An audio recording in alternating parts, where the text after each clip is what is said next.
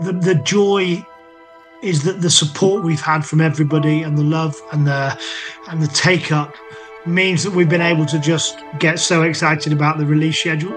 And if we think 2025 is looking exciting, 2026 is going to be a mic drop year. The Halo universe is filled with wonder, mystery, and fascinating discoveries around every corner. With so much to explore, four friends decided it was about time that they boot up their consoles and discuss this universe that has grabbed their attention since childhood. JumperScape Audio kindly welcomes you to join them in the library.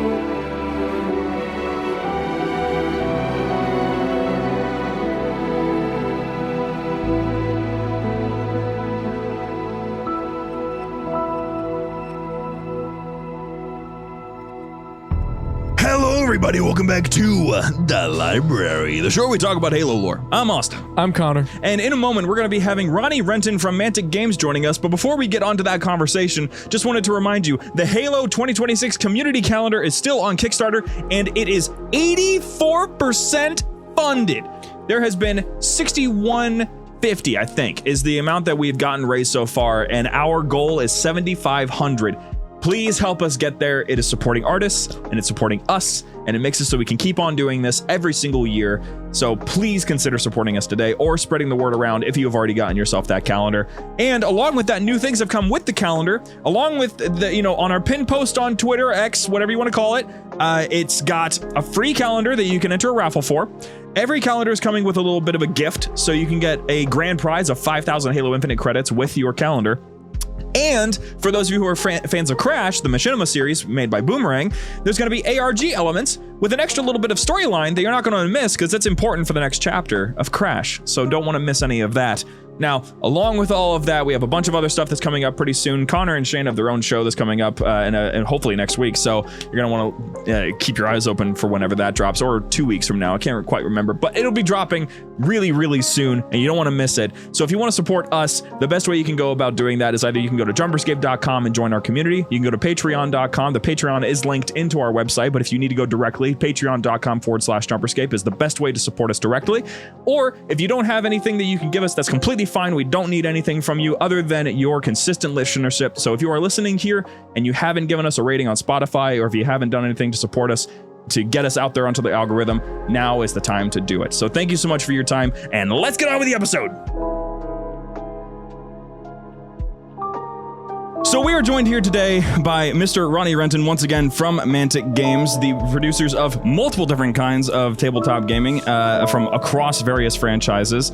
The ones that we're here to talk about today is, of course, Halo Flashpoint, which launched pretty darn recently and has, despite that, gone buck wild with all sorts of extra little bits and pieces that you can get for the game, all these different additions and new advances that have come to the game with new units and new powers and all this new stuff, and it's so much fun.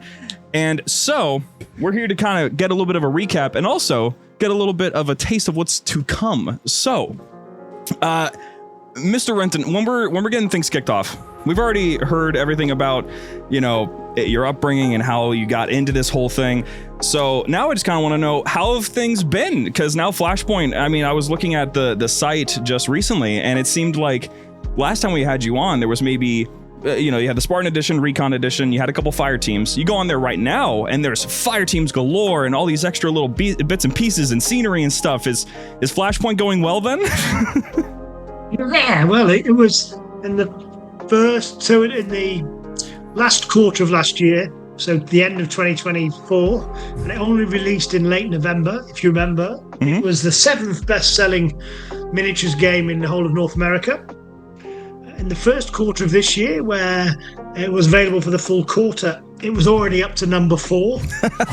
And that was before we'd released the Banish, before we'd got some of the other things out. So yeah, it's gone, I think, as well as is better than expected and as well as could be hoped. Well, I'm super glad to hear it, especially since I've absolutely fallen in love with this game myself. Yeah, I'd like to say congratulations on the success. That's awesome. It's insane.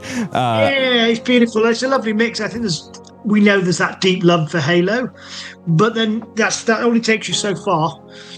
you've got to actually have a game that people want to get out of the box and play and roll dice. And I was just looking on Facebook earlier today, and there was like half a dozen tournaments around the world this weekend. Because we've been around the block a few times with miniature games, and we've played these things. So, and I was just looking, there was someone Midwest, there was someone out east, there was 2 in the UK, 1 in Australia, 6, 8, 10, 12 players. But all of a sudden we've got these tournament packs out, and people just spending the whole weekend smashing each other's faces in, and rolling dice and having fun and having a great time with it. So it's really getting some traction. That's wonderful. I mean, I think a lot of that could be attributed to just a lot of Halo fans have been looking for this sort of experience ever since, like we've done the whole tabletop thing in the past, but then this was like, this understood the formula, this understood the process. So I think I can definitely see why it hit that point. If you're cool with talking about it, how is it comparing to Mantic's other products? Is it up there in the scale? How is it comparing to things like, let's say, Assassin's Creed Animus, if that's out yet? Tomorrow at 3:00. So thank you for that careful plug. It goes live on Kickstarter exactly 10 hours from now. So very kind to plug. So anyone that likes Halo and Assassin's Creed Animus, feel free to go to antigames.com and follow that there. Yes, please. But yeah, no, thanks. So I think in terms of Mantic's big products, right now Halo's absolutely number one. It's come out of the gates. It's smashed it.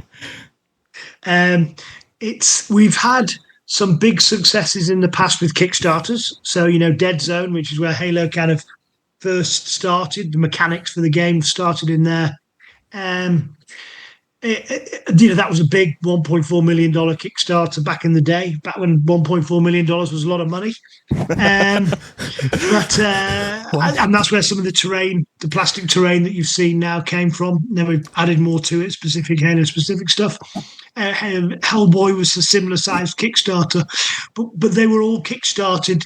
They weren't available in stores. They weren't available through, on Amazon. They weren't available from game stores and via distribution. And so what that meant was we had a big explosion, but then it kind of shrunk down and people couldn't get games, and we couldn't then get it into this tournament play that I was just talking about. So the two things that's fantastic about Halo is it's, I think, benefiting from our experience in how to launch a game.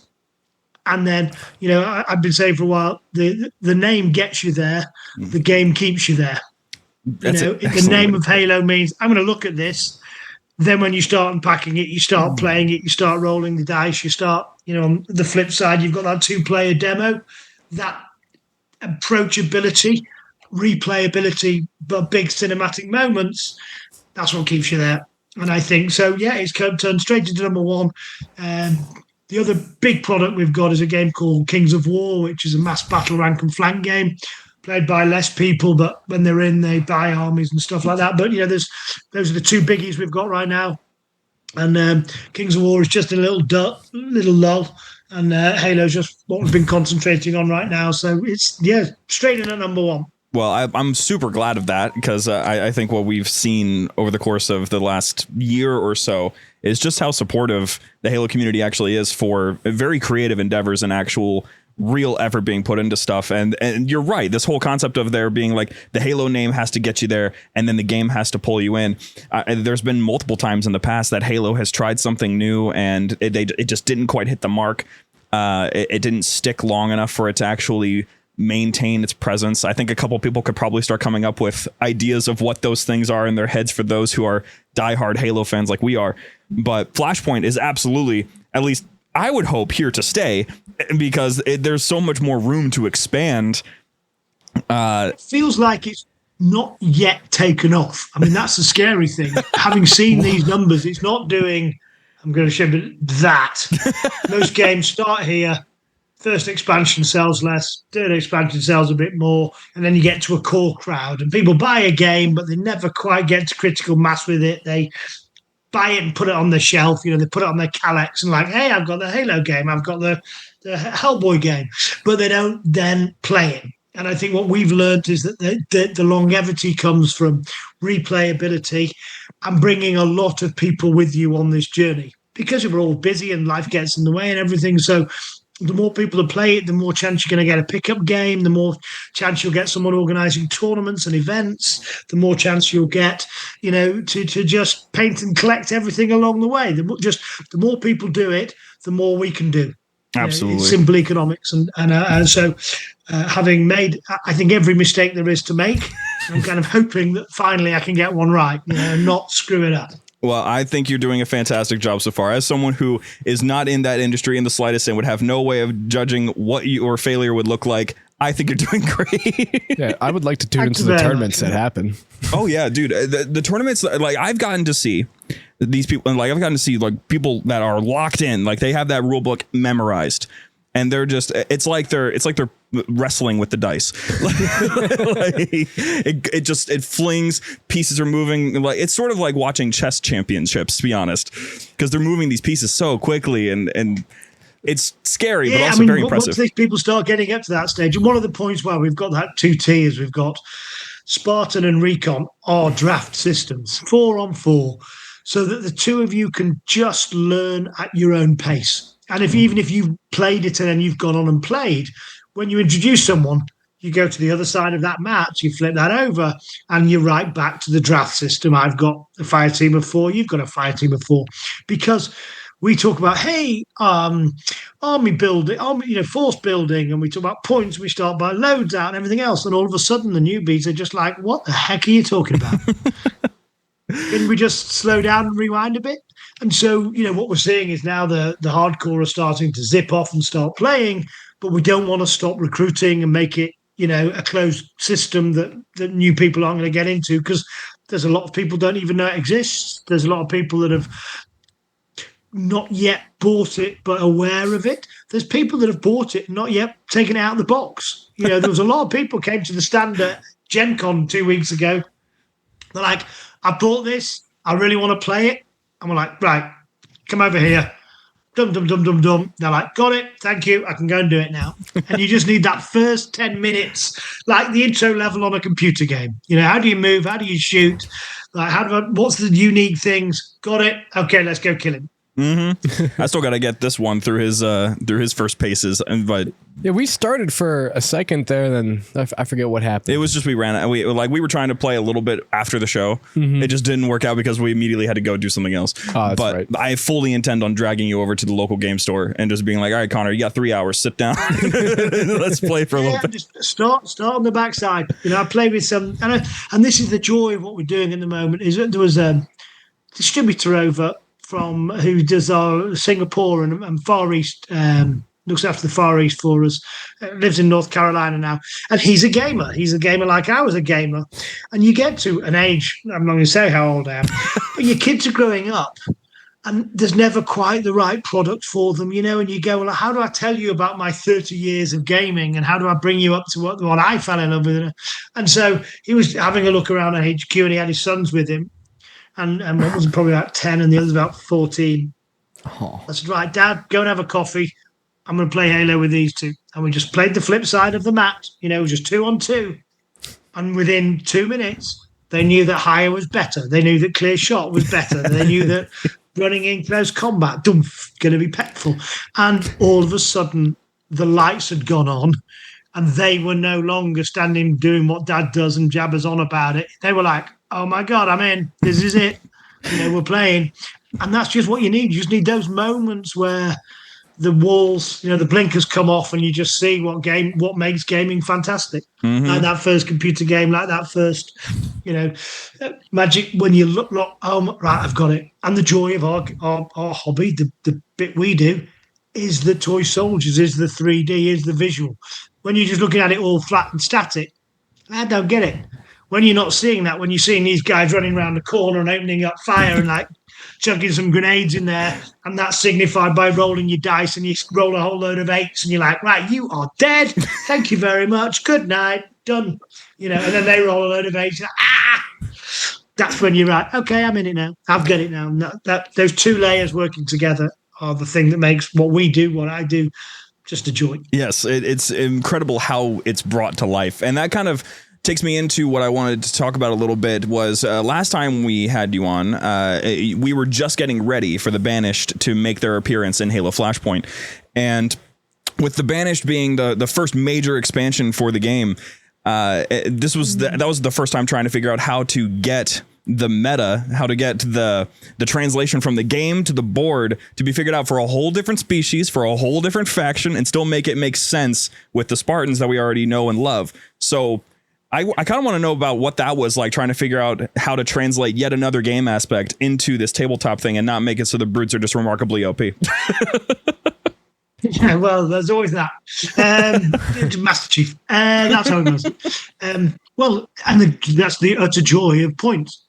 So what we had to do is put a stepping stone in between, which is after Recon and Spartan, we've got a piece that's called War Games.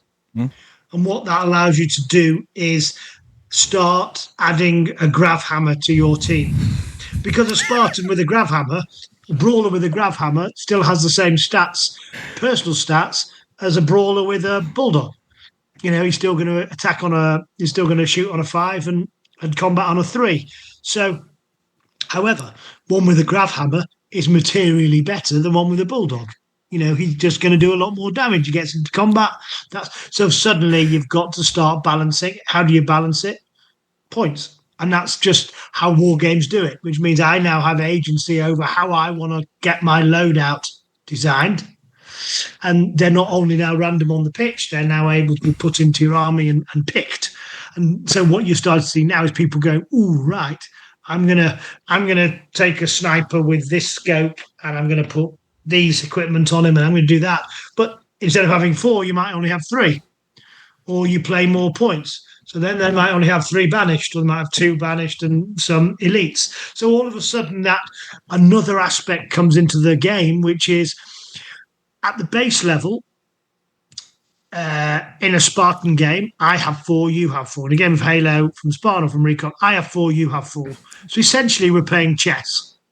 Now what I actually say is, well, if you won, you can drop 2 pawns. You know, you can drop 2 pawns and you can have 1 extra rook kind of thing in the base game, because you can have any one of 8, but you can only take 4 of them. When we get to points, you really can say, right, well, I'm going to get rid of 4 pawns. I'm going to add another queen, and that's it. You know, 2 queens.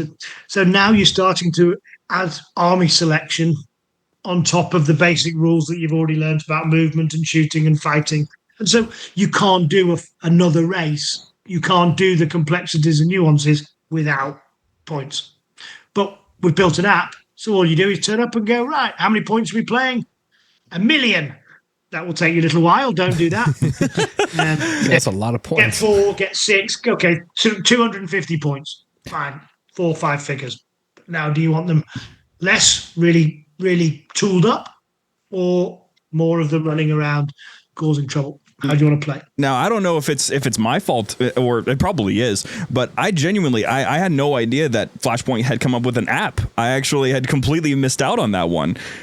Huh. Well, there you go. So, yeah, if you go to manticgames.com, hit the Halo section, we've got an app.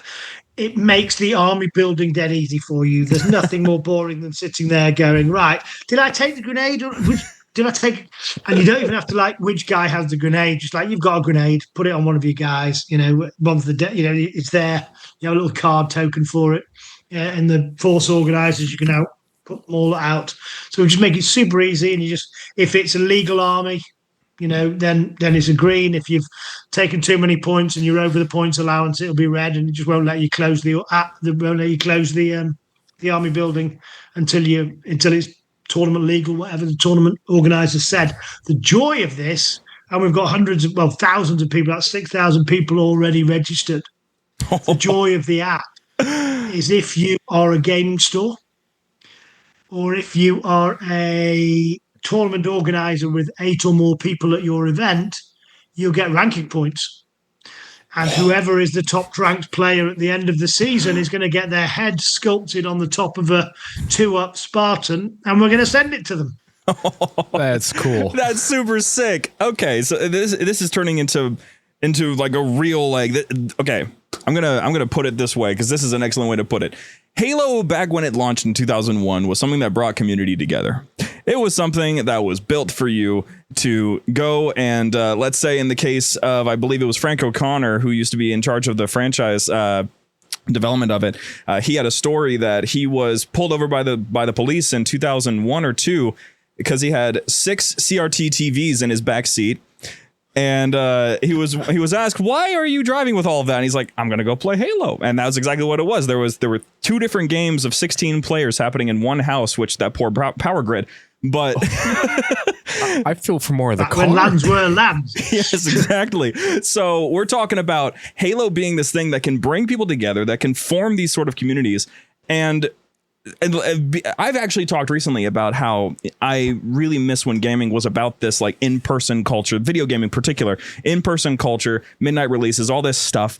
But this whole thing, this whole Flashpoint launch, the playing of it, the activities of going to a game store and getting to set up with tournaments and all that really brought not just the feel of the game, but also the feel of the community back. And I simply have to give you some major credit for that, because you didn't just make Halo work on tabletop. You made the community feel work on tabletop in person at these tournaments. I mean, and without the community, we have nothing. You know, a few people who painted their clip, but without the game, without the, and we were talking just on air just before, you know, without, hey, I've got a tournament next week, I really need to get my Grafhammer guy painted up. Mm-hmm. You know, you need those deadlines to spur you on. And then you think, and then, you know, it was a revelation to me 20 years ago when I was looking and some guys were going to play a tournament. It wasn't one of our games, it was someone else's game. And they were practicing. I was like, what? You practice for tournaments now? I mean, it's disgusting. First time you turn up for fun, don't you? No, we turn up to win. I'm like, oh, yeah, okay, I suppose that's a good idea. Yeah, practicing might help. But, you know, they're playing so many games, like you were saying about the moving the pieces so quick. The joy of this game is you're not going to argue about the rules. Yep. You know, we've built it on this Dead Zone platform, which means it's been through 15,000 games, competitive games. We're very good at the wording. People will play 8 games. They'll play 5 people, 3 of which they've never played before, which makes it fun again, because now I'm playing some. I don't want you fighting about the rules. I want you trying to beat your opponent. And I want you to have fantastic moments where the dice utterly betray you or just, you know, absolutely make you laugh out loud and go, well, I didn't deserve that, but I absolutely just kicked your ass, you know. It was the role that never should have worked and it has, or it's the role that definitely should have worked and it hasn't, you know. And those are the moments you remember, which is why we have it, you know, the D8s to give you the exploding D8s to give you the joy, because I think that's the fun of what we're trying to do. And I think what we've really unlocked with Halo Flashpoint is laugh out loud moments around a tabletop, because the rules are intuitive and simple enough, the moments are cinematic enough, and we've really worked hard to create drama as well as a fair and competitive game. Sure, absolutely. And you know, that's a t-shirt thing that you said just a second ago. I don't want you to worry about the rules. I want to worry about beating you. That's beautiful. That's perfect. Yeah, there you go. Now, I just want to destroy you from the planet. So we're talking about the balance now. We're talking about stuff that's coming up from Flashpoint. And of course, our community has exploded with excitement. I've seen other communities online exploding with excitement. Especially now that we have some things coming up with Helldivers as well that seems to be tied into ODST stuff. Yeah. So ODST, you got ODSTs coming to Halo Flashpoint, and I simply, the way I want to kick it off is, was that the first call, or was this like someone in the office was like, we got to do ODSTs? You don't understand. Not column A and not column B. We kind of felt we had to go baddies first. Okay. We've done Spartans, and I think to get the draft system, I've got 4, you've got 4, let's do training. That's the kind of infinite game that's out there at the moment. It also means you don't have to worry about the points. You don't have to worry about balance. We can go in, I've got 4 Spartans, you've got 4 Spartans, and if I kick your ass, it's not the dice, it's because I'm a brilliant, genius, strategic wizard and you're a doofus. Okay, so let's just have that right out there. So that was the joy, and you've got all the things that you've got set up there that you recognise from running around playing Spartan. And, you know, when we built that terrain, that was a revelation for us. That was a step change. No one's ever done that. We had super hardcore plastic, which takes you models 1 weekend to paint terrain for Dead Zone. See you in 3 months because it's a massive hobby project. And we were wondering why it was struggling to take off. With that, when we come to the Banished, we felt we had to do a baddie. We had to position it that there's the Spartans, there is the Banished. Here's some big grumpy aliens that are going to smash your face in. Just because that just felt like it had to be that. But as soon as we got past that, we could go to exactly what we wanted to go to next, which was obviously ODST. So, and the joy of each one of these was that New Mombasa does not look like a Banished ship, which doesn't look like we've got the Spartan setup or the hangar bay. So you've now also got 3 sets of scenery. So when we go and look at those tournaments in 3 months' time, some of them will look like New Mombasa. The ODST, there's some hints of it in the video, but it's got a whole new mat. It's got a whole new terrain set. Now, like with the Banished, if you don't want that, you don't have to get it. You can just pick the models up. So the Banished, I think, launched at Gen Con 3 weeks ago. And that was a big box at the Spartan, and it had the deluxe mat. And it had a whole hangar bay, but now everything's not square. It's all got that oval shape with angles on it. The reds and the greys, which is just gorgeous, gorgeous stuff. Your own unique dice. It's the kind of collector's edition of the Banished. But next month, you can just go in and buy a pack of Banished if you want. So you don't need to buy the whole damn thing. So you've got that choice, and also sometimes people will want a few more of those to round out their faction, and they actually want 2 of those guys.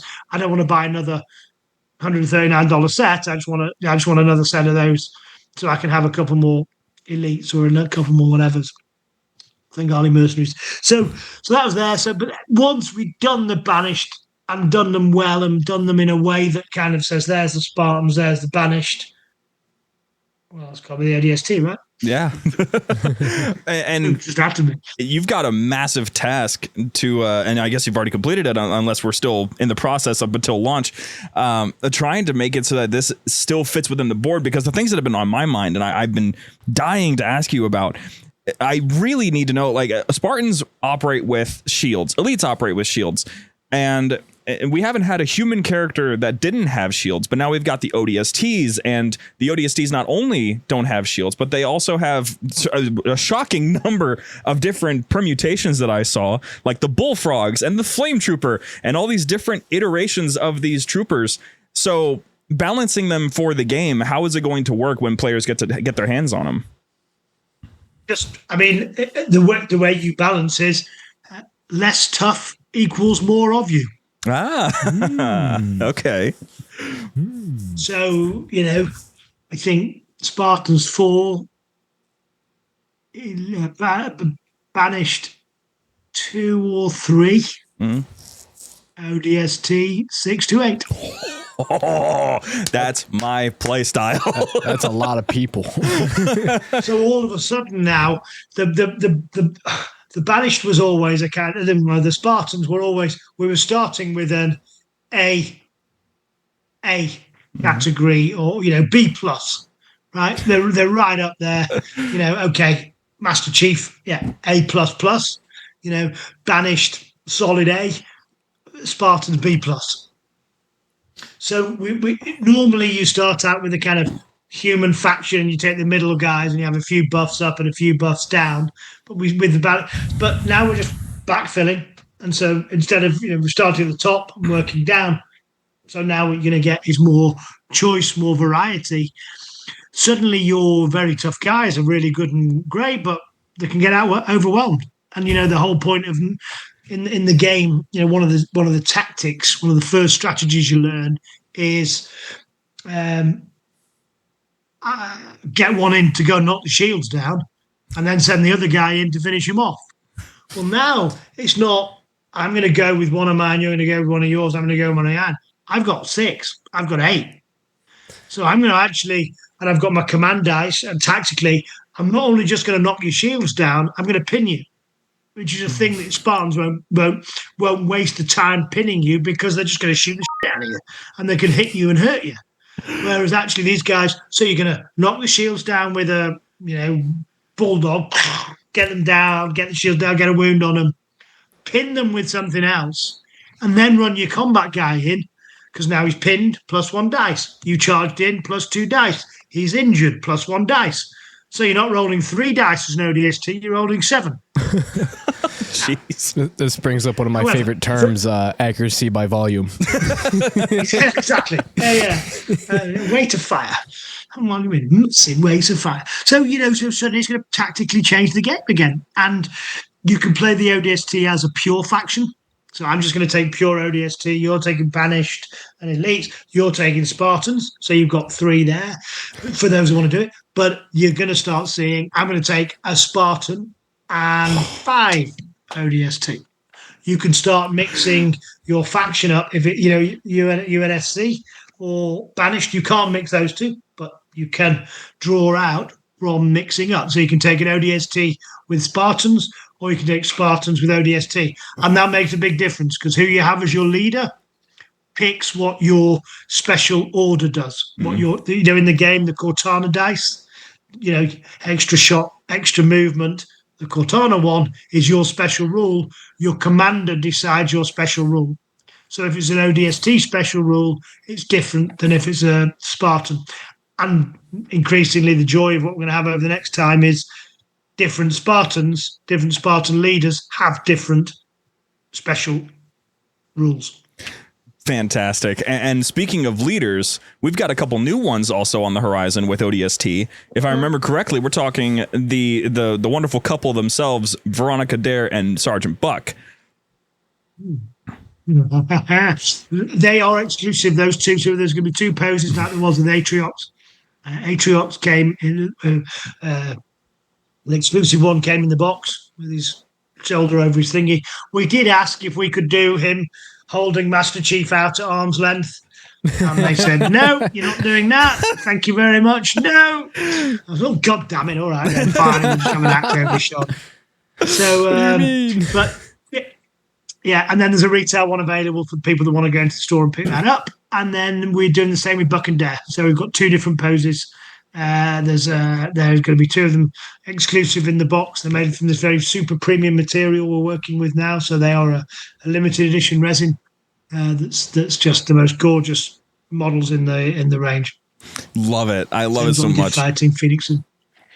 Yeah, I'm super psyched about this for a couple reasons, and I want to give one very important one because we've already talked a little bit about how much fun getting into painting is, and I admit, even though I'm a guy who's got a lot on my plate and I got a lot of stuff that I got to worry about, I am still considering almost every day, what if I got into painting? And it's a dangerous thing for me to be considering because I know that my time goes out the window as soon as that becomes a thing. But I mean, if you want to paint a fire team, you can do it in an evening. Yeah, so some paint ranges out there now. We had the past paint set that we did with Army Painter. And you spray them. You must spray them first, otherwise the paint will flick off. But you just spray them black. If you want to paint them quickly, spray them black. And then you dry brush them. You get a nice colour. You dry brush it. You mix a bit with white. You dry brush it. You pick out the weapons with a bolt gun. And then you put some sand on the base. You paint it faces and bases. Yeah. Highlights and weapons. It's all you need. People think you have to be, Da Vinci to paint this stuff. You really don't. Black. I've dry brushed mine blue. You pick the weapons out. You make a nice job with the bases. A little bit of sand, a little bit of glue, and there's tons of videos on that tell you how to do it. And you'll have something that is no longer the game. That's your fire team. I've got my 8 guys, and they are my fire team. And we were having a staff game night the other night. I was like, I can't play. I forgot to bring my fire team in. You can't play with someone else's at this point. No, I've got my fire team. They're my guys, and that's who I'm going into battle with. And if I don't have them, I'm not doing anything. So that's it. Forget about it. So, but yeah, it's quite cathartic. You think it's a time sink, but when you pick it up, and you start doing it. And the sense of satisfaction is off the charts. Yeah. Now, Banished are a bit harder. They are a tougher paint job. And I took the Elites out of the Spartan set and I've not quite had the guts to do them yet. I thought I was getting clever, and I did them in a white undercoat, which is harder than a black. Because you've got to get the colour in all the places and then shade it. And there's also shades and dips and tons of ways of doing them quickly. But a fire team, I promise you, you should do it on one of your shows. Get the paints out, watch the videos, and have a go at it, because the joy of having your own painted fire team is truly a pleasure, and it's one of the things that marks this out from say a pre-painted game. You buy those, you love the gameplay, but that sense of ownership that they are not the models that I bought. That's not, it's now my fire team. Yeah, that's my gang. Those are my figures. I like that. I think I'm leaning a little bit further in that direction now, and I do like the concept of, let's say a future video drops on the channel and it's just guy who knows nothing attempts to learn miniatures and all this stuff. See, I could see myself getting into painting. I feel like it'd be very and there's a lot interesting. of people that there's a lot of people that paint. There's a lot of people that don't game but paint, or occasionally game. We've got a big King's War tournament coming up in Nottingham in a month's time, and there's 250 guys coming to play big mass battle, and they've probably spent a year painting their army, and they'll play with it a couple of times warming up for the tournament. They might not even do that. They'll turn up for the tournament because the rules are clean and because they're fast. They're going to get to drink beers with their buddies, roll some dice, have a lovely, lovely weekend, and then they're not going to play again. They just don't. How much time do you get? But the joy each week, they're just painting a few figures, knocking a few off. Just gives you a little bit of, quiet time. Mm-hmm. So there's a lot that enjoy that just as much as they do the gaming side. Yeah. The challenge is if you sit down and plop your Xbox on, this is a hell of a lot more exciting. But if you're looking for something different, then it's there. I think for those who believe that, as someone who's played both now, lifelong Halo fan, recently got to play Flashpoint, all this stuff, anyone who believes that the controller is more exciting clearly has not rolled 5 8s in one roll. Yeah, when the 8 train leaves the station, this starts to get exciting. Exactly. And talking about the paints, the reason why I'm excited about that is because I think that some of the most appealing painting experiences that can come from these sort of experiences, having a franchise that has the no-name uniform characters. They all look the same, but they all have different paint jobs. They'll have different stuff that they use to make themselves look unique. And there's so many different battalions of ODSTs, and there's so many different teams and so many different ways to customize them and paint them. It's like the Spartans all over again, basically. You get to really make these ODSTs your own in that case. Yeah, and I think there's even more ownership of ODST than there is of Spartans in some ways. Because Spartans are kind of elites, they're slightly aloof. Whereas, we'd be in the ODST, wouldn't we? You were like, I want to be a Spartan, but I'm probably going to be an ODST. Exactly. And when you've built your characters out, you've built your faction out, you've run that story. So there's a lot of love for it. It is normally, like I said, as a franchise gets more developed, it starts slowing down. We're not seeing that with the ODST. It's actually gone back up again. The take up is faster than it was of the Banished. So, and this is from a video that's 1 minute long. And if you folks haven't seen it, then put it in the link because it's very cool. It's the coolest video we've ever done. And it's just, and that's all we've put out for it so far. Maybe one tactics article just explaining a little bit about them. But they're going to hit shelves late October, early November. So just before Thanksgiving is when you'll see them in store, and you'll see them on gaming tables. Some hours, some days after that, people are picking them up and spraying them, painting them, and playing with them that day. But normal people will do it over the next few weeks. So it's going to be a lovely, lovely addition to the game. And in stores, there is, like I said, the whole new Mombasa card terrain set, which has got a really different feel again. It's just each time the studio just blows our mind when I come in with some ridiculous, what have we got to do new in Mombasa? And then they come in and they're like, oh my God, that's it. Yeah, you've nailed it. Thanks very much. Well done. There's some hints of that in the video. You can just see little teasers of the terrain, but that's coming. Exciting time.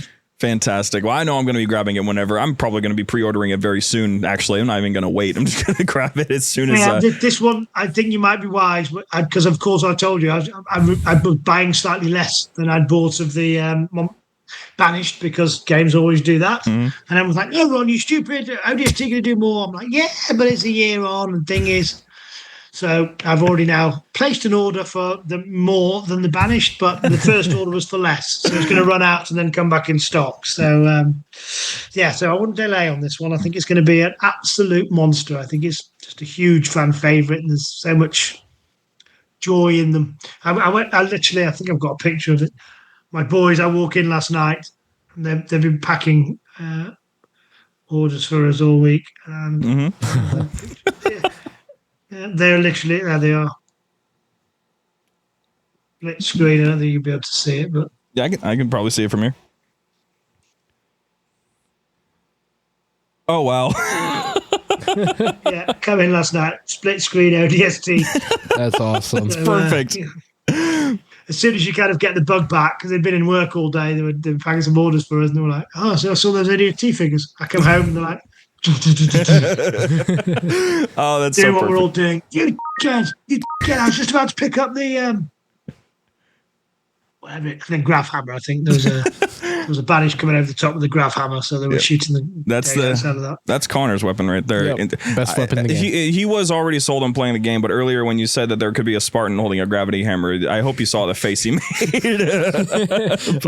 Looked over at us. I'm like, Fire Team Cerberus. That's all I'm saying to you. So. Fire Team Cerberus. Yes, Cerberus. That would be yours. I know that for a fact. Oh, yeah. So with that being said, this has been a fantastic time getting caught up on how everything is going with Flashpoint and what folks can get excited about coming forward. Before we say our goodbyes, though, is there anything else coming out of Mantic maybe before the end of the year that you would like to talk about for a second just before we wrap up for the day? I mean, I think Halo specific, the joy is that the support we've had from everybody and the love and the take up means that we've been able to just get so excited about the release schedule. And if we think 2025 is looking exciting, 2026 is going to be a mic drop year. So it's going to keep getting bigger. It's going to keep getting better. We're already sculpting into the 2026 items, and we've got plans that are, because it's been so successful and so well received, now when I walk over to them, they no longer think I'm a six-headed lunatic. They're like, okay, well, he's definitely a four-headed lunatic, but maybe he knows kind of what he's doing. So that's really good. That's helping. So Halo is going to keep getting lots of love. For the Mantic fans out there, we've got Epic, which is a 15 mil sci-fi game landing, which is all about the big tanks and the big battles and so on and so forth. So no plans for Halo for that yet, but you never know.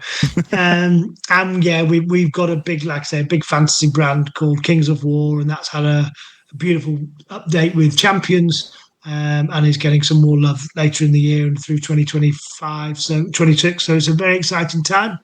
And obviously, as we started, let's finish with Assassin's Creed. It's a board game, so no miniatures to paint, nothing difficult to do, but a straight up classic board game.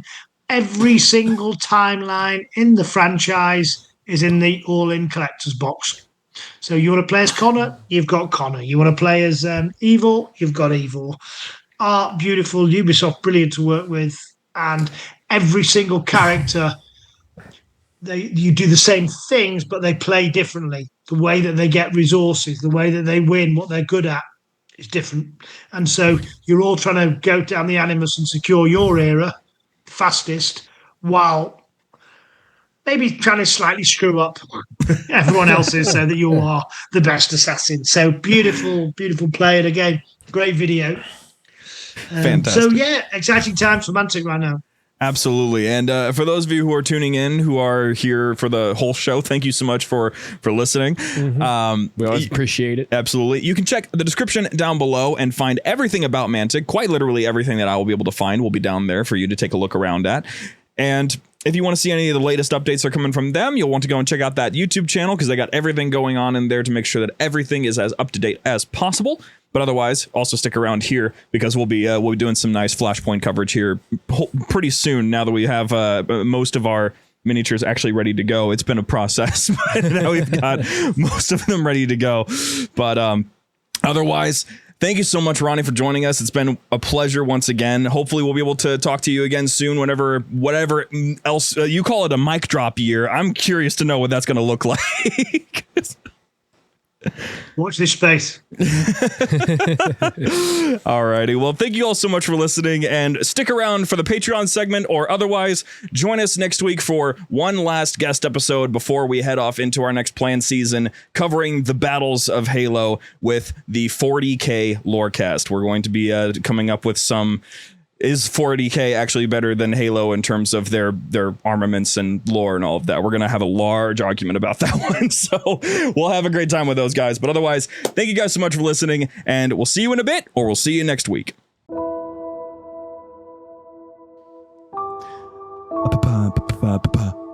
Patreon.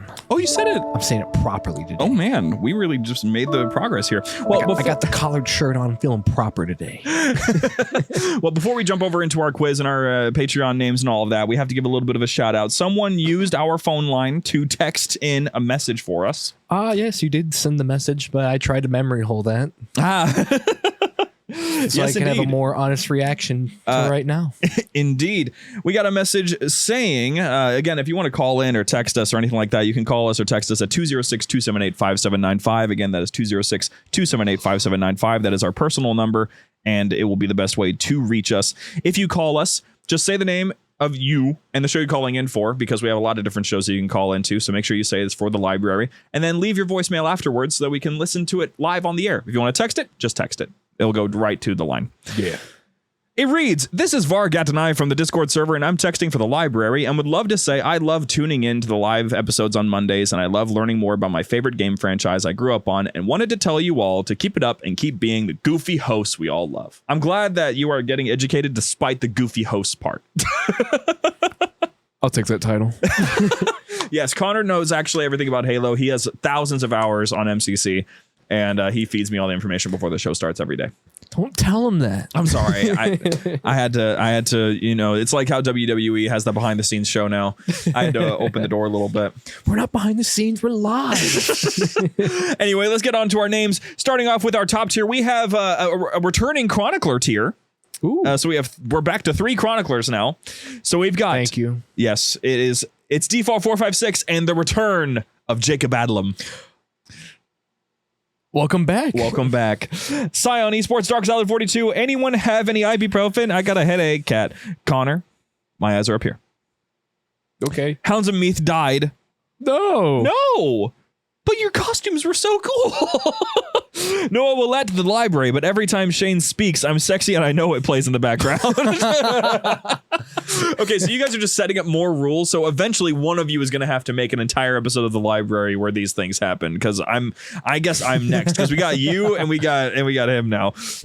Because yours is sexy back whenever you talk, and his is I'm sexy and I know it. So I'm next up, I guess. The one, the only, Dick Hammerbush. Yeah. What is it like being Dick Hammerbush? You know. I don't know. I met him at Virginia. He seemed like a pretty cool guy. Dude, I saw the shirt. I'm like, ain't no way. Yeah, he walked up and he shook my hand and I'm like, okay, who are you? And then he points at his shirt and whoa. Yeah, I was not expecting that at all. Cool Blaze, H Goes, Ted Grundon, Nipple Academy, Lactation Department, Jerome of the Chair, Spartan, Abuko G156, Connor Clark, Dylan, James is proud, singing the father-in-law, Jess, John Dowsett, Lactating Gator, Lactating Milk MT, Macabre Cobwebs, support the calendar, or 343 Guilty Spark will get you. Oh, we should have had him do a voice line. I mean, he already did by saying, like, I'm sorry, are you saying we're in the library right now? That was so freaking funny. Well, I couldn't make it easy. He even did the Applejacks voice guy, too. That was cool. From the Applejacks commercial. That was so freaking funny. Oh, that was a flashback. Thomas Lane, Bombastic Ungoy, Sky Cairo. Do you dream about being interlinked? I don't know what that means. I don't know. That's a very esoteric question. I don't know. Durandal, Ava. Hey guys, I'm in your walls, but it's okay. Keep going. Cool. JumperScape is canon in Halo lore. I agree. Jags O'Malley, Lone Blaziken. My name is Austin. Oopsie Daisy 023. Why? Daisy 023 is one of the most painful deaths in the entirety of Halo, Connor. Oh. How did she die? Well, it's not about how she died. It's more like we got really connected to her character, and then like she sacrificed herself. And honestly, the way that she died didn't completely make any sense, but it's just because it was in Halo Legends, and the Japanese didn't completely understand what Halo was yet, so it's fine. Oh, so the Japanese killed her off. Yeah. Ah. Random Speed Shake Communication, Slapnuts, Tails Williams, The Big Moves, Unknown Hero, Zelda Lactation, Tikavatamai, Oss, ODST, Brainrod, Chaplain Strife, Damian Groth, Drunk Silvari, Endurance of the Stoic, Ethan. Page 2. Hold on. Give him a second. Usually it loads much faster. Okay, I'm sorry, but everyone in the Halo franchise who didn't support the calendar died. Now I can't fully prove the correlation. I'm just saying. Oh. Wait, Connor, did you back the calendar?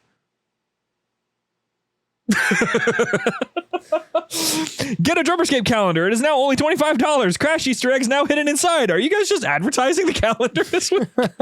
Girl Dad Sam, Huragog Rossum. I accidentally ran over Captain Lasky with a warthog, so now, much like the hit 1994 film The Santa Claus starring Tim Allen, that's how it ends. I guess the implication is he becomes Captain Lasky. That's a good movie, though. The second one is the best one. Fight me. I'm huffing the Ungoy methane tanks. Marry me, Naomi 010. Master Chief is just 3 raccoons in Mjolnir armor. Pity 104. Sometimes Shane has some real Halo 5 energy. I wish you were here. That's amazing. The original lactation sensation, often imitated but never duplicated. Vermin, Apple Want a Lot for Christmas, Apple Juice 01, Boomerang, Clodspark 5970, Dangle, Muskrat needs your help. Every JumperScape calendar bought is another day of supplies in the lactation wars. Help the Muskrat.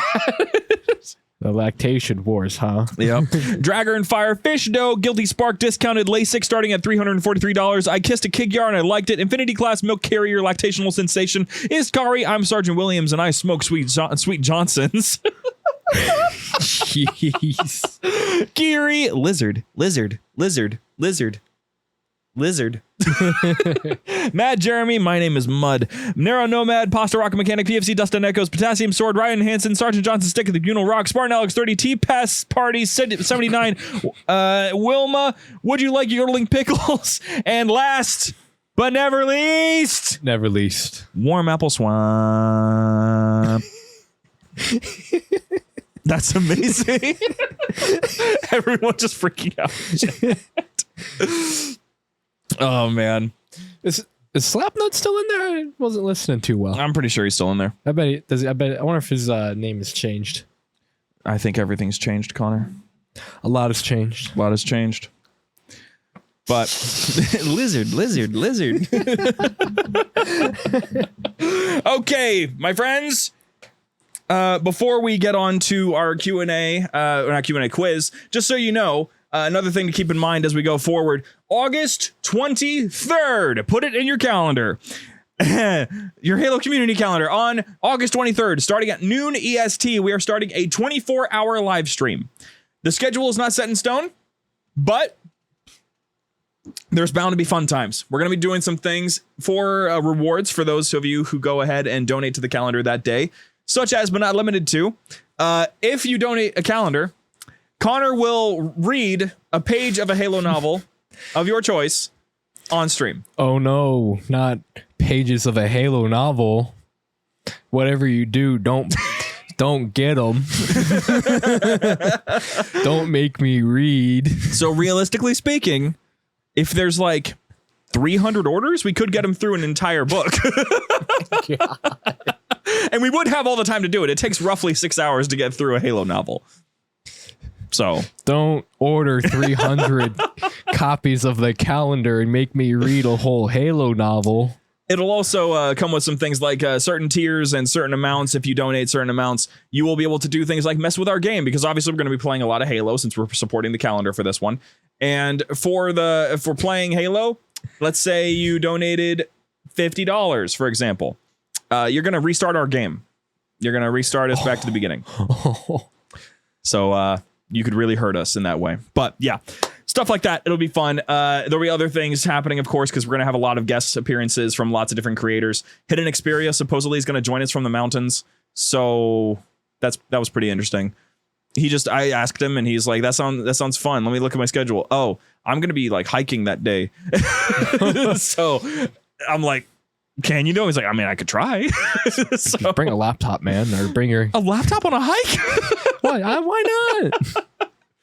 But he might pop in anyway. So it'd be kind of entertaining. But anyway, look forward to it. Schedule will be dropping. Probably actually it was already dropped as of yesterday, as of this episode going live. So just check up on our Twitter, check up on all of our little socials, and you'll find the rules and all the other stuff that's happening there. Wait, but for now, what? Johnson does what during one of these novels? Yeah. Johnson uses his Johnson. Interesting. At the very end, yeah.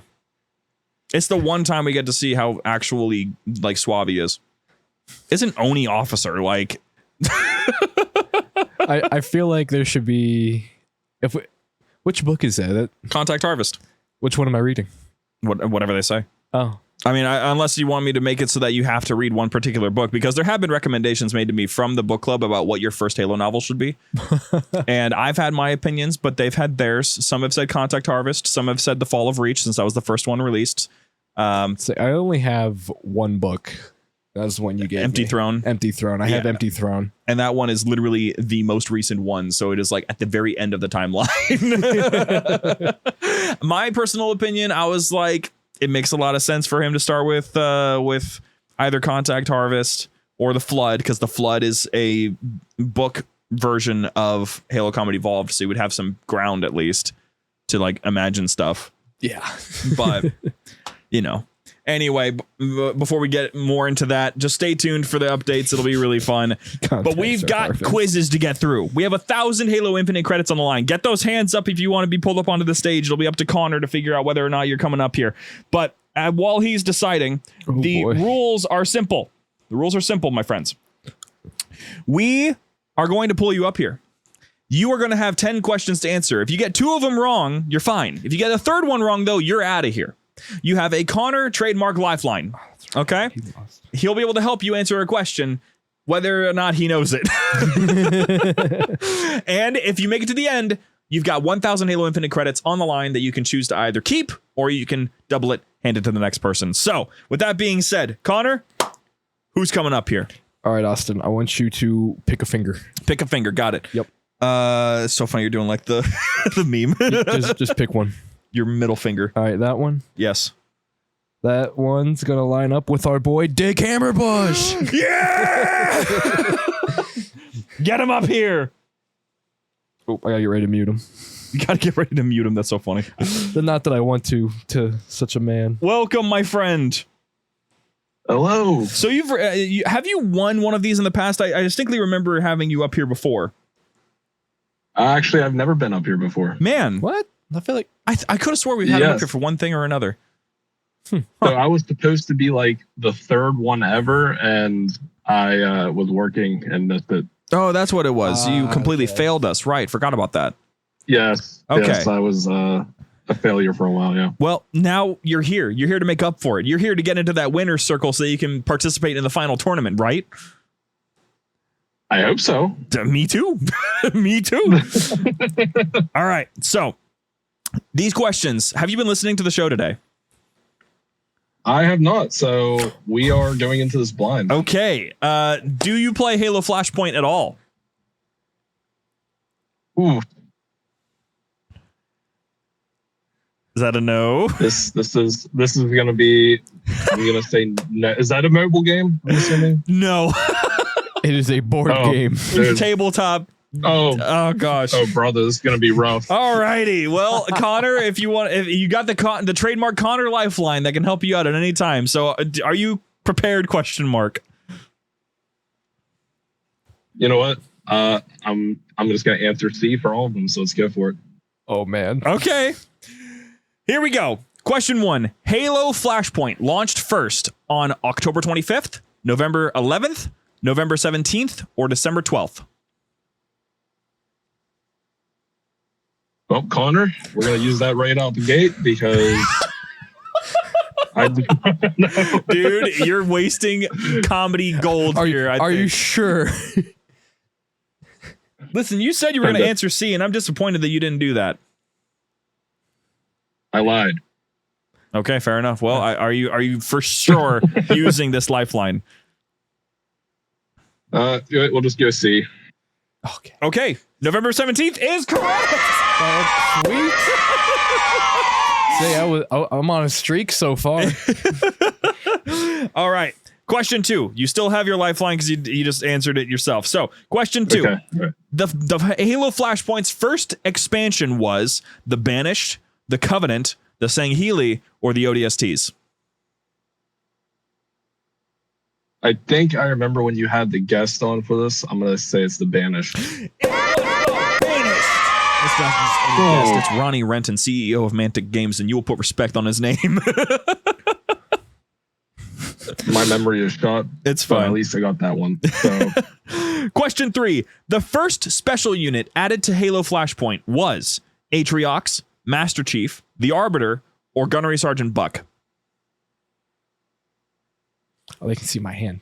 you said like the first special character? The first special unit. Like, this is a unit that has its own command card. It has its own rules. It's not like all the other units that has to follow the faction rules. This has its own rule set.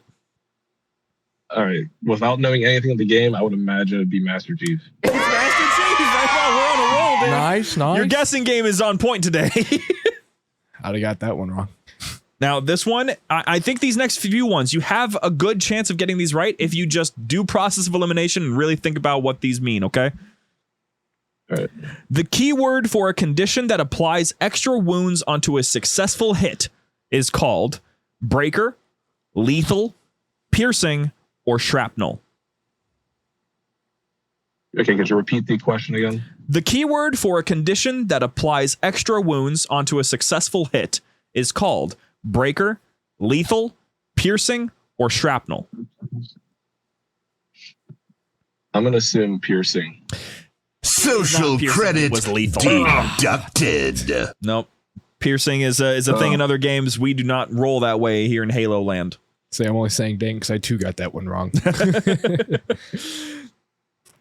All right. Next, question 5. The keyword for an action that allows you to cross a great distance for a melee attack is called lunge, melee, ranged melee, or spree. Lunge. Lunge. They just ripped it right from Halo 2, baby. You know, like, we're making this happen. There you go. All right. Question 6. You're on a roll. You're on the last 5 questions already. You've only gotten one wrong, so you haven't even used your counter lifeline officially yet. So you're on a roll here. I think you got a chance. Question 6. Rapid fire allows you to pin an opponent's unit, but comes with this significant drawback. It won't allow you to move. It only works in melee range. It doesn't do any damage, or it uses all the ammo in your weapon.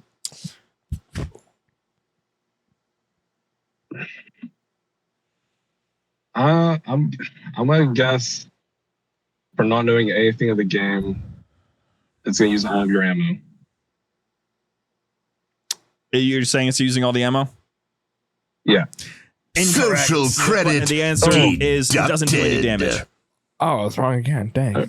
Yeah, all it does is it pins the enemy's unit, and if they have shields, they might lose a shield depending on the situation. But yeah, it just pins them. That's all it does. Doesn't even hurt them. Yeah, my guess was you could not move. Yeah, no, you can move and shoot with rapid fire just fine. Anyway, Depends on the size of the gun. next question. Question 7. You have 4 more to go. You cannot get any more of these wrong. You get any of them wrong, it's all over, and your story ends here until you come back next time. Oh man, that means I can customize points. Question 7. The upcoming Halo Flashpoint expansion everyone is excited about is the Flood, the Sangheili, the ODSTs, or the Banished. Okay, so you said everybody's excited for it. That's part of the question, correct? Yep, and I'll even give you just because I'm nice. It is related to another thing that's coming up pretty soon, another crossover that's happening directly related to that crossover. Oh God. I'm gonna be real with you guys. I'm like 4 episodes behind right now. Geez, would you like to use your lifeline on this one? I have a feeling that Connor's got this one in the bag. Yep. Connor sent it. Connor. The ODSTs. The ODSTs. Whew, my streak continues. That was actually going to be my guess too. All Just right. because he said it was everybody's favorite. I don't know. We've got 3 more, and I wish you the best, my friend. I really do. You can do it, senor. Question 8. New extra editions have come to Flashpoint, including solid metal figures, deluxe playmats, 3D models of terrain, or a new Arcadia map. Now, these are new editions. Some of these already exist, but this one is brand new. Okay. Can you repeat all the answers, please, again? Solid metal figures, deluxe playmats, 3D models of terrain, or a new Arcadia map. All right, so I already know there's terrain. I can't remember if it's metal or not.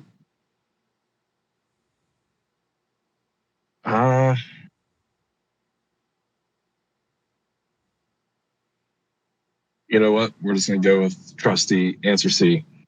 3D models of terrain? Never mind. We're going to go with the metal one. We're going with A. You're going with solid metal figures now. Yep. Is that your final answer? You're making me nervous, but yes. Social credit Oh. deducted. Mantic Games and their ability to use their special resin to make these figures, they will never need metal so long as they are alive. So the new addition here is deluxe playmats for the maps that already exist and will exist in the future. Deluxe, nice rubberized playmats. So those are available right now. But we have 2 more questions. Would you like to go through them just for the sake of completing the quiz? Yes. Okay. Question 9. The new ODST expansion comes with 2 new special hero units. Rookie and Romeo, the Frigg and Huragog from ODST, Buck and Dare, or Dutch and Mickey. Well, Rookie's dead, so I'm going to assume... Wait, we can always bring him back in the future, man. It doesn't mean he can't come back. Oh, yeah. He totally didn't get shot in the head. He's definitely hiding in the cave, too. These things don't need to worry about lore. They can just be like, look, it's Rookie. You can play as him. Enjoy him. I feel like, that there's got to be some, collaboration with, Halo Studios or whatever. So I'm going to assume it's moving forward with something. I'm going to say it's definitely, Buck and Dare. That would have been correct. Yes, that would be Buck and Dare. Nice. And online right now, you can pre-order for a special posed version. There are 2 different poses. One that's going to be for every order and one that is for the pre-orders exclusively. Question 10, the final one. During this interview, what did Ronnie call the future of Flashpoint in 2026? Did he call it the perfect ending, a peak for Mantic Games, the future of Halo, or a mic drop year? Well, I really hope it's not the future of Halo games, but I'm going to assume the answer. I think I remember him saying the answer was B. A peak for Mantic Games? Yeah, because I remember this was a highlight for them, if I remember when he was on. Social credit deducted. It's funny pushing a button, not being able to hear what's happening, but knowing what happened. Honestly, it's the reaction for me. It's pretty great. He called it, during this interview at the very end, a mic drop year for Mantic Games. Okay. With that, though, unfortunately, you have failed, and no credits will be getting sent your way. However, you are not ineligible to come back. So if Connor ends up selecting you in the future, if you intend and you want these credits again, just show back up. You'll get another chance to pop in here and say hello and try your hand at another episode, because who knows, maybe you'll pop in and it's like, here's a Halo Comedy Evolved episode, and I'm sure you'll know everything about that one. I'm confident, Yeah.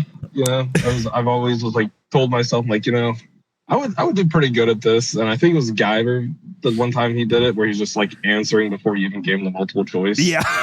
and I was doing the same thing, listening to the quiz. I was like, oh dude, I could kill this thing, man. But Yeah, It might help if I'm actually here for the episode. That would help. time. That would help a lot, actually. That would be great, really, for a lot of reasons, actually.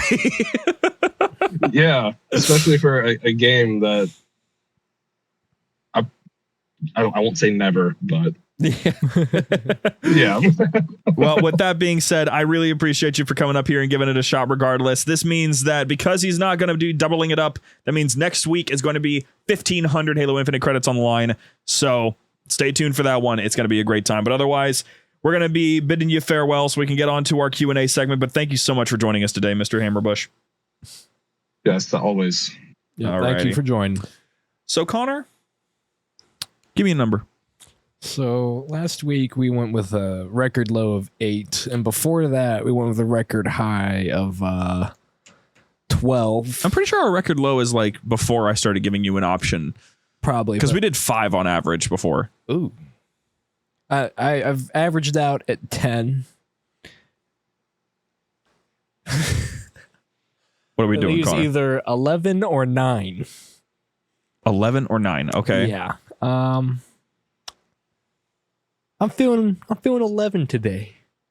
Next week will be 9. Next week will be 9. Feeling 11. Okay.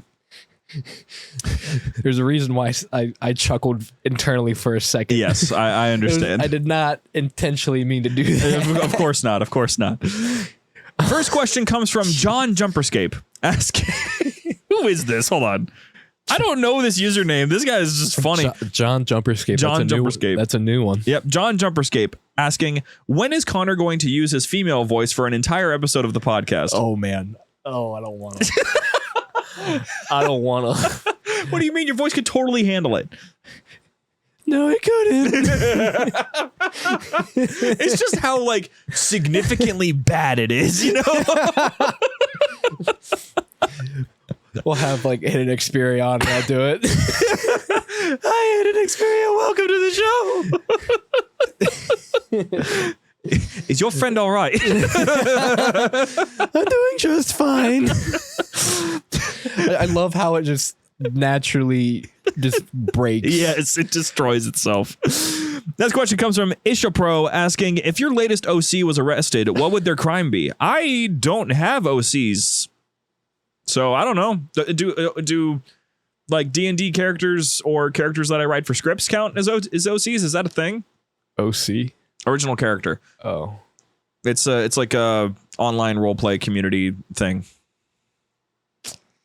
You know, I'm going to go with my favorite clone figure that I ran around with my hand, and he never lost, so he's not losing.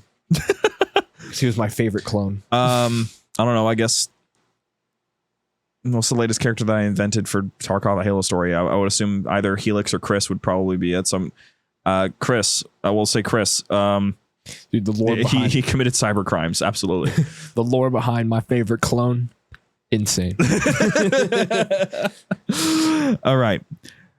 Next question comes from Master Beef asking, if you were dropped into the last game you played, how long would you survive? Probably a minute, maybe. I was playing Warframe last, so I'd probably be okay, actually, because the average citizenry in Warframe honestly doesn't really get touched that often. Helldiver, so probably a minute. You're done. Yeah, you're done. I'd definitely die. Citizen, Helldiver, Thief, doesn't matter. You're done. Now, even if I went to the game before that, it'd be like 3 to 5 minutes. War Thunder. Oh man, yeah. The last few, yeah. Until I would get to Forza, you can't die in Forza. and then it'd be For Honor. Oh, yeah. So you might be either goated or you're just done. Yeah, no, I'm dying. All right. Next question comes from Drunk Silvari asking, question stolen from Chet Falazek's TikTok, to paraphrase massively. If you had full financial and creative control over the Halo series, what would you do moving forward? Hire some very intelligent people to help me put a council together to figure that question out. Do you say unlimited funds? You have, full financial creative control. Oh, we are hiring a team of devs, and we are keeping them. Oh, now that's ballsy. That's some punk rock right there. Yeah, never before heard of. Only use the contractors for when we need things that are like minor and not majorly important to the game. Forever. It's not like it's ever been done before. I think I would probably. I think what I would do is if I had full creative control, really, and I don't just say like get that team to really put everything together, and I really had control. I would do my very best to get us back to when we were getting a new Halo experience every year.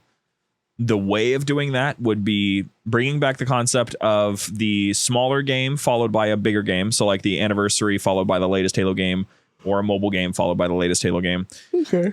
Okay. I would try to hire out indie developers either from the fan game scene or from other smaller companies or individuals to ask them to pitch us ideas for Halo games that they could develop on a cheap price, because indie games are basically the gaming future, because they can make millions easily because of how cheap they are, and the experiences are memorable, and not every experience in a franchise has to be AAA and massive.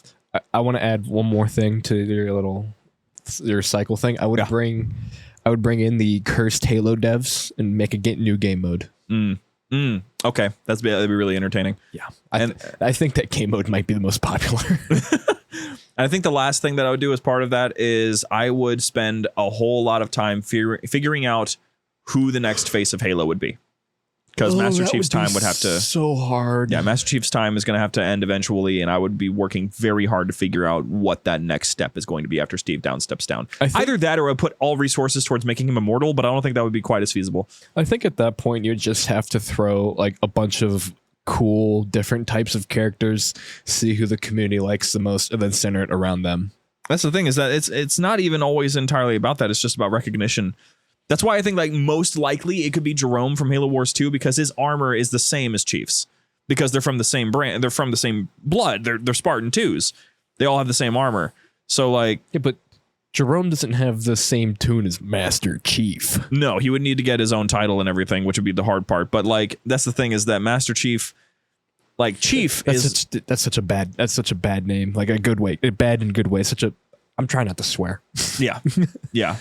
I'm not like Shane, where I just throw out the M key. Well, I should just to remind you. I mean, there are some words that we can say on the show that don't have to get censored. Ass being one of them. That could have. Dang it! I could have slung it. I could have slung that ass. Yeah, just stick with that one. That'll be the easy one to remember. So, next question comes from Superman Stuck in Shane's Garage. The username was cut off on mobile. Would you guys rather be named Frick Bentley or Stump Chuggins? Frick Bentley or Stump Chuggins? Stump Chuggins, absolutely, because that sounds like it comes with status. You know what I mean? That seems like that's a name to be respected. My name is freaking Stump Chuggins, Mr. Chuggins to you. I feel like at a bar, that man is putting some drinks down. I'm going to have to go Stump Chuggins as well. See, I love how you and I went completely different directions. I was saying I was going to be a conductor for a train.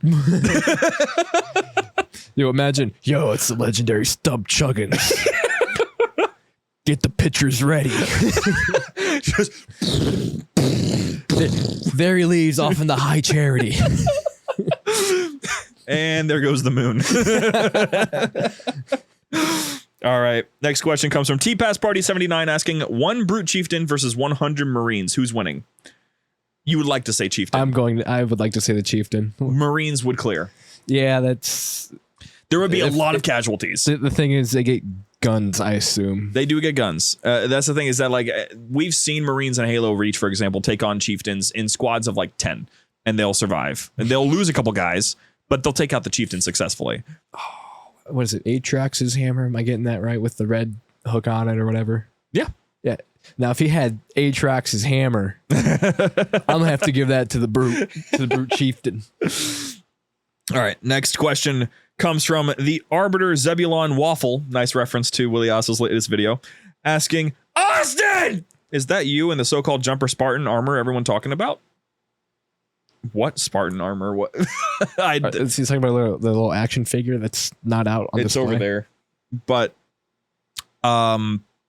We don't have a suit of armor. We have a nice 3D model that someone graciously made of Jumper Spartan and has been used in a couple different memes now. We have a recreation of the Wait That's Illegal meme using Jumper Spartan. And we have a new sticker. I don't know if you saw it, Connor, but we have a new sticker in the server. I did see. We got. Yeah, it's got little Jumper Spartan right down here. You can see him. What's he holding? He's holding the We Like to Have Fun beer. Yeah, he is. That's cool. Because it's taking inspiration from the Master Chief meme of him holding a slushie. It's just perfect. So yeah, I saw some other stickers in the mod chat server as well. Yeah. All right, we got 4 more to go. Next question comes from Turbo Furby asking, could Mystery Incorporated beat Light Yagami from Death Note? Wait, like Monsters Inc. Mystery Incorporated or Monsters Inc. Mystery Incorporated? What do you mean? That's Scooby-Doo. Rutro Raggy, I'm about to kill this guy. I was thinking Mystery. I was thinking Mystery Use Inc. your brain. I was thinking Mystery Inc. Or it's just still the same thing. Monsters Inc. I'm digging myself in a hole. You are really talking. like so deep right now. Yeah, I'm gonna stop talking. Like Scoob. What the hell? Here's the thing. I think Light's gonna win because their names are probably public knowledge. Unfortunately, yes. Even the dog. Yeah. Light's winning because they're going to be public knowledge. But here's the thing: point. does Cartoon Force apply to this? No. All he has to do is write their names down. Yeah, but and then they, in some way, shape, or form, they'll die of a heart attack. But depending on the story, Scooby-Doo gang just can't die because like Shaggy has tanked things like an anchor hitting his head. And that should kill anyone, but he's just fine. I don't know if it's because he's high all the time. So they will die. Like there's no saving. There's like, say if the anchor does hit his head, it will then be followed up by a heart attack. Yeah. You know what's natural causes. You know what's kind of funny to me is that like I think that if they have enough time to figure it out, they might get Light first.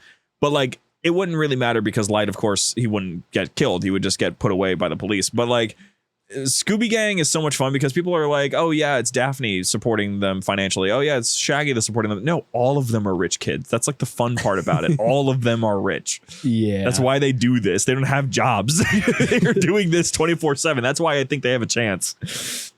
Full names? Ooh, I could not do the full names, but Fred, Shaggy, dude, Daphne, dude. Velma. Close enough. No, not close enough. We can't forget about Scrappy. Oh, yes, we can. I hate that little bastard. I hate him so much. Shaggy. Scrappy Doo. Yeah. It's just so unfortunate that I can do his voice better than all the other characters. So annoying. I bet everyone forgot. Yeah, the whole "let me at him." I bet no one's gonna think I was gonna say Scrappy. Scrappy he's so in like the live action movies, absolute hot garbage. Hate him in those so much. Dude, that live movie, I've seen the first like 10 to 15 minutes of that movie because every time my parents would start up the car, that was the CD that was in. I have no idea why they played that movie for us in school when we were in elementary. Well, the jokes went right over our heads. No, not in my class anyway. As soon as Fred went, hey, I could look at myself naked. All of us were like looking around like, are we allowed to watch this? I think that's any kid that would like, yeah. But like, that's the thing is that like, why? We were in 3rd grade. Anyway, next question comes from Nightmare98 asking, what way do you wish Halo was more like Star Wars and Star Wars was more like Halo? This could be lore, technology, scope, stories, or external things like marketing, support, forms of media, etc. Can't wait for this question to get answered in 10 months. How long ago was that sent? Dude? Only last month. Oh. So, suck it. 9 months ahead of schedule. How do I wish Halo was more like Star Wars? In no way, shape, or form. I genuinely think Halo was better than Star Wars in almost every single way in terms of how the franchise is handled. See, I would say that Star Wars was better than Disney. Wait, no. I would want Halo to try their hand at more movies because they were almost there. Forward Unto Dawn and Halo Nightfall were excellent attempts. Forward Unto Dawn is an excellent movie. They just had to keep on trying. But then they gave up and made a TV show, which I think TV shows are like my least favorite thing right now. Unless they're old. If we're watching shows that were made from like 2010 prior, when shows were actually shows, like seasons were 30 episodes long instead of like 6, right? Goated. But these are shows that are basically like they're cop-outs. Because they take a concept of a movie and then they just expand it into a show, which doesn't work because that's just a lot of nothing happening the entire time. And that's when I start doing things like looking at my phone while I'm watching Obi-Wan Kenobi because there's nothing happening. So like I would want Halo to try their hand at an actual like movie franchise, not a TV show franchise, because you can do a whole lot more wrong when you have more screen time. Yeah. So for me, I would like to like in Star Wars Clone Wars, we got to see the clones a lot more. Yeah. So where I'm going with this, I would love to see the regular Marines a lot more. So people have been begging for more ODSTs, for example, too. Mm-hmm. And it's just like, I don't know what their aversion is to it. Honestly, it's kind of weird. Halo recently seems like they just have this unholy obsession with Spartans because they like to tell exclusively Spartan stories. I mean, we only play as Spartans. But that's not true. One time. Yeah, but that's the thing is that like, that's why we're bored of it. Because it's only Spartans all the time. There was recently some sort of new like toy line or something that released that was exclusively saying Healy. Mm-hmm. Everyone was so hyped. It'd been so long since we saw something saying Healy focused. And there's so many important aspects of that I wish was given more of a focus. But if we're talking about how do I wish Star Wars was more like Halo, consistency. Because Halo, you can say whatever you want to say about Halo and whether or not it's in the right hands or whether or not they made the right choices in lore, that doesn't really matter. If we're talking about the comparison between how the lore of Star Wars has been screwed with and the lore of Halo makes Star Wars look like it's like completely unchanged. Like, because Star Wars has contradicted itself and overwritten itself and broken timelines dozens of times. But Halo has done it maybe like twice in a significant way. Can we change the subject before I freak out? Connor, can you summarize your thoughts in one sentence? I hate Disney. There you go. Okay. 2 more questions to go. Chaplain Strife asks, when will Shane admit Ratchet and Clank is mid? Okay, listen, he's not here. I'm going to defend him. You're wrong. Ratchet and Clank is fire. Crash Bandicoot, Ratchet and Clank, Sly Cooper. All fantastic games from PlayStation. You are wrong, sir. I didn't get much time with those games. What was that? I yawned and shook my head a bunch. You hit me with Chewbacca out of nowhere. I didn't get too much time with those games to have an opinion. The only time I ever played Crash Bandicoot was when I was in the Giant Eagle. Yeah, Eagle, like the Eagle's Nest. The Eagle's Nest. Yep. Yeah, That's where I played Lego Star Wars for the first time in GameCube.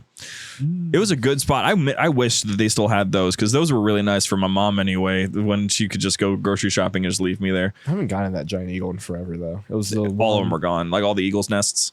Yeah, all of them. That's a shame. Mm-hmm. It was just too much maintenance and stuff. But I kind of wonder if kids is just getting into fights these days. I think it's just genuinely the way that I've thought of it is that we've just stopped considering children very much in media in general. I sometimes I feel like they are over considered with some of the. That's a topic for another time. Yeah, no, I have a whole video I'm working on actually right now about that. The next one that I'm working on is because of the whole Roblox thing. I've got like a whole lot. Slush is going to be fun. Yeah, I've got a lot that I want to talk about with that because I genuinely want to make it about how I find it to be a problem that we're trying to turn children's spaces into adult spaces. No. So yeah, definitely tune into the Slush for that conversation. Yes. That is going to be a good one. Last question comes from the Arbiter Zebulon Waffle one more time asking, if it's called the library, why have I not seen any rocket flood yet? Turn around. Do one more. One more? Yeah, okay, fine. All right. Next question comes from Turbo Furby asking, is there a movie you guys like that you didn't think deserved a flop in the box office? Picture related. It's Speed Racer. I do have one, but I'm going to see if you can come up with one, unless you want me to answer while you're thinking. Answer. Okay. Scott Pilgrim versus the World. The trailer did that movie dirty, but it is only a cult classic because not enough people went to the movies to find out just how freaking funny and creatively unique that movie is. I will also toss over another one to Tron Legacy, because Tron Legacy should not have been a flop whatsoever. That movie flopped? Yes. Bad. Wow, I like that movie. Yeah, it's a great movie. Everyone who's watched it knows how good it is. It's a great movie. It's a great movie. See, I've got one that's a cult classic, but I don't remember if it did good in the box office or not. Tell me. 9. Oh, the weird, like, freaky one? Yeah. Yeah, it did bad. Yeah, I feel like that deserves more love. It's It's something. That movie is something. I don't know why, but I love that movie. There's you fit very well into that crowd. There's a very small group of people that will talk about that movie on YouTube and stuff. And I've seen a couple of those videos because I'm always constantly ingesting content. And genuinely speaking, the way that I've heard you talk about movies when you were on 237 those few times, completely get it. I understand why it hits. Yeah, if I were to watch that movie again, I could probably do what I did with the Babadook with that one. Yep. Yeah, I don't know why. That's just one of the few movies where like, it's like, why do you like it? I don't know. I just do. I think before we wrap up, now that Tron Legacy is in my head, I'm going to do the entire opening now. The grid, a digital frontier. I tried to picture clusters of information as they move through the computer. What did they look like? Ships, motorcycles. They had Daft Punk in that movie. With the circuits like freeways. I kept dreaming of a world I thought I would never see. And then, one day, I got in. Bow down. Yeah, no, 9 Inch Nails, good luck. You're not going to be able to beat how hard Daft Punk went out of nowhere for that soundtrack. Daft Punk... I'm pretty sure one of those songs on my playlist, I need to listen to that again. I'm sorry, but if Daft Punk comes in to do something music-wise, they're going to cook. That's all they've ever done is cook. Every single time, dude. They're so fantastic. But everything on the remix soundtrack, I love too. Like the Derez Glitch Mob remix. So nice. But that's not Halo. We can't get too deep into that today, but hopefully we'll have some other stuff pretty soon that we can talk about this stuff more openly. But anyway, thank you guys so much for joining us today. I very much appreciate it. We very much appreciate it. Hop over to JumperScape.com if you want to get plugged into our community or find ways to support us like on our Patreon, which if you want to go directly there, patreon.com/JumperScape. Otherwise, we're going to be headed out and we'll see you guys next week with the 40K Lorecast as we go to war over which one is more interesting. See ya.